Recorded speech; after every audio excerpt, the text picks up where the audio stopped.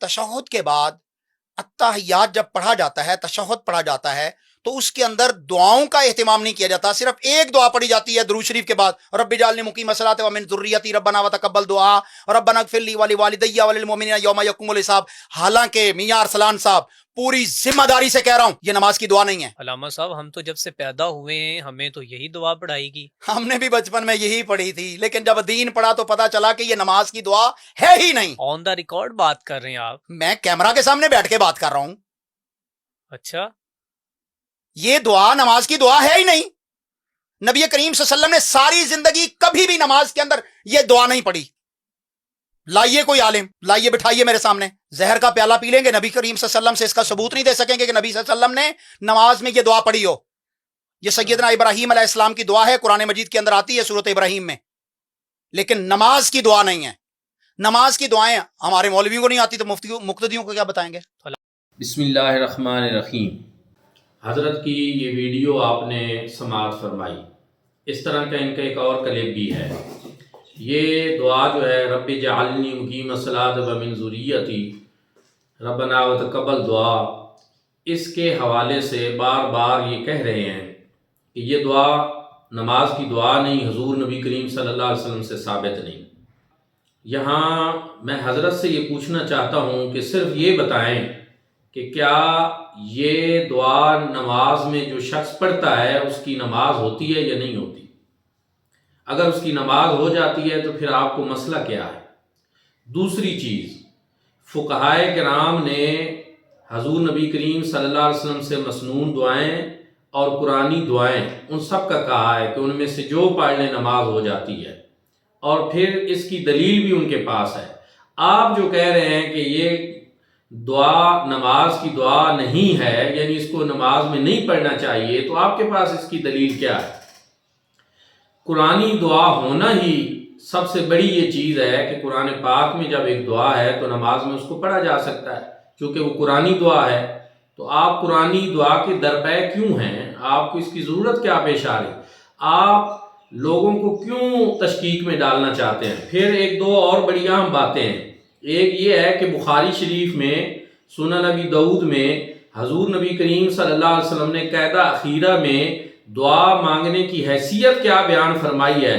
یا تو آپ کو وہ معلوم نہیں، اگر وہ معلوم نہیں تو آپ جاہل ہیں، اور اگر وہ معلوم ہے اور اس کے باوجود آپ یہ حرکت کر رہے ہیں تو آپ فتنہ باز ہیں، شر پسند ہیں، تشکیک پھیلا رہے ہیں اور شرارت کر رہے ہیں، یا پھر یہ کہ آپ شہرت پسند ہیں، ویوز لینے کے چکر میں ہیں۔ پڑھیں آپ بخاری شریف، حدیث پاک ہے 835، حضور نبی کریم صلی اللہ علیہ وآلہ وسلم نے ارشاد فرمایا ثم یتخیر من الدعاء اعجبہ الیہ فیدعو۔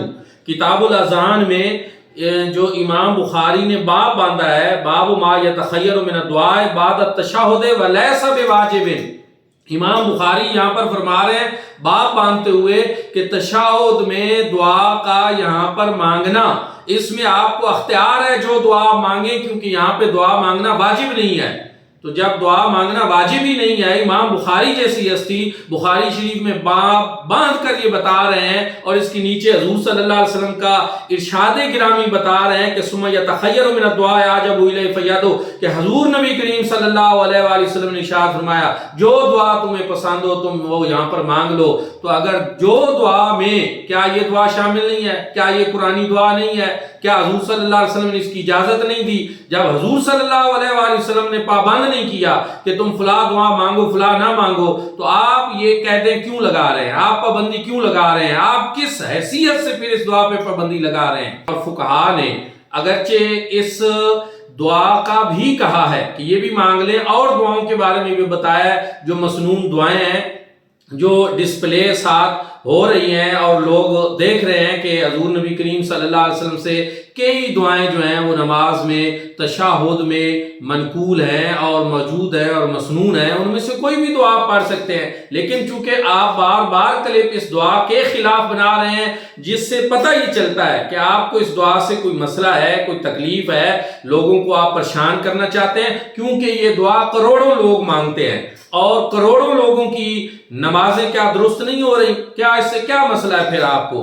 تو میرے بھائیوں اور دوستوں یہاں میں یہ کہنا چاہوں گا کہ اللہ تعالیٰ رحم فرمائے ہمارے اوپر کہ اب ایسے لوگ آ گئے ہیں جو ان فروعی چیزوں کو لے کر اتنا اچھالتے ہیں، اتنی تشکیق. مجھے کتنے لوگوں نے ایک کلپ بھیجے ہیں کہ حضرت یہ دیکھیں ہماری نمازوں کا کیا بنے گا، یہ کیا کہہ رہے ہیں، یہ دعا مانگنی چاہیے نہیں مانگنی. واقعی مجھے جب کلپ پہنچے، بہت سارے لوگوں نے بھیجے، تو پھر میں نے ضروری سمجھا کہ میں بھی اس فروعی مسئلہ پہ ان حضرت کے حوالے سے یہ بات کر دوں اور قرآن و سنت کی صحیح ترجمانی کر دوں. تو احباب ذی وقار، وقت کا تقاضا یہ ہے کہ ایسی چیزوں کو اس طرح نہ اچھالا جائے، اس طرح نہ بیان کیا جائے. اور فقہا نے جو ترتیب بنائی ہے، دیکھیں یہ چیز فرض تو نہیں ہے، فرض نہ ہوتی تو نماز ہی نہ ہوتی، یہ نماز کے ارکان میں سے نہیں ہے، یہ واجب بھی نہیں ہے. جب یہ سنت ہے، اور سنت بھی وہ جس میں حضور نبی کریم صلی اللہ علیہ وآلہ وسلم نے اختیار دیا ہے کہ تمہیں جو دعا پسند ہے وہ پڑھو. سنن نبی داؤد میں 968 حدیث پاک میں بھی حضور نبی کریم صلی اللہ علیہ وسلم نے ارشاد فرمایا ثم لیتخیر احدکم من الدعاء اعجب الیہ فیدعو بہ، پھر تم میں سے ہر ایک کو دعا کے بارے میں اختیار ہے، اسے جو دعا پسند ہو وہ پڑھے. جب صحیح حدیث مبارکہ بخاری میں ایک جگہ نہیں، بخاری میں دوسری جگہ پر یہ حدیث پاک 6230 پہ موجود ہے، وہاں پہ رسول اللہ صلی اللہ علیہ وسلم نے اختیار دیا. سنن نبی داؤد میں حضرت عبداللہ بن مسعود سے حدیث پاک ہے، وہاں پہ رسول صلی اللہ علیہ وسلم نے اختیار دیا ہے. تو پھر آپ کو مسئلہ کیا ہے؟ آپ کیوں پابندی لگانا چاہتے ہیں؟ آپ کیوں بار بار اس دعا کے درپے ہو رہے ہیں؟ تو میں آخر میں اہل اسلام سے یہی کہوں گا کہ ایسے شہرت پسند، ایسے فتنہ باز اور تشکیک پھیلانے والوں سے بچیں. جو دعائیں آپ کو یاد ہیں آپ وہ پڑھ دیں، آپ کی نماز صحیح ہو جائے گی. اور رب جعلنی مقیم الصلاۃ ومن ذریتی ربنا وتقبل دعاء ربنا اغفر لی ولوالدی وللمؤمنین یوم یقوم الحساب. یہ دعا اس لیے کہ ایک تو کروڑوں اہل اسلام کو یہ یاد ہے، دوسری بات یہ ہے کہ امام کو بھی یہی یاد ہوتی ہے، مقتدیوں کو بھی یہی یاد ہوتی ہے، تو پھر وہ ایک آسانی رہتی ہے ان دونوں کو. پھر اس میں ایک اور بات بھی ہے کہ ایک سے زائد دعائیں بھی آپ پڑھ سکتے ہیں اگر پڑھنا چاہیں، لیکن اگر امام ایک سے زائد پڑھنا شروع کر دے گا مقتدی پیچھے بیٹھے رہیں گے. مقتدی اگر ایک سے زائد شروع کر دے تو امام جو ہے وہ ایک دعا پہ سلام پھیر دے گا، تو ایک عجیب سی صورتحال بنی رہے گی. اس لیے آسانی اسی میں ہے کہ جو دعا عام طور پر لوگوں کو یاد ہو وہ پڑھ لینی چاہیے، جبکہ اس کے اختیار حضور نبی کریم صلی اللہ علیہ وآلہ وسلم نے دیا ہے. پھر اس دعا میں ایک اور چیز بھی ہے، اس میں اپنے لیے بھی دعا ہے، اپنے والدین کے لیے بھی ہے. وَلِلْمُؤْمِنِينَ يَوْمَ يَقُومُ الْحِسَابُ، قیامت والے دن سارے مومنوں کی بخشش اور مغفرت کی بات کی گئی ہے، دعا کی گئی ہے. تو وہ دعا جس میں تمام امت کا فائدہ ہو، جو تمام امت کے لیے ہو، جو صرف اپنی ذات کے لیے نہ ہو، اپنی ذات کے علاوہ والدین کے لیے ہو، تمام امت کے لیے ہو، تو اس میں بھلائی زیادہ ہے، اس میں فائدہ زیادہ ہے. تو خدا را ایسی چیزیں جن کا تعلق نہ ضروریات سے ہے نہ اصول سے ہے، یہ زیادہ فروعی چیزیں ہیں، ان کے اندر آپ تشکیک پیدا نہ کریں اور امت کے اندر فتنہ و فساد کی کوشش نہ کریں. اللہ پاک ہم سب کے اوپر رحم فرمائے.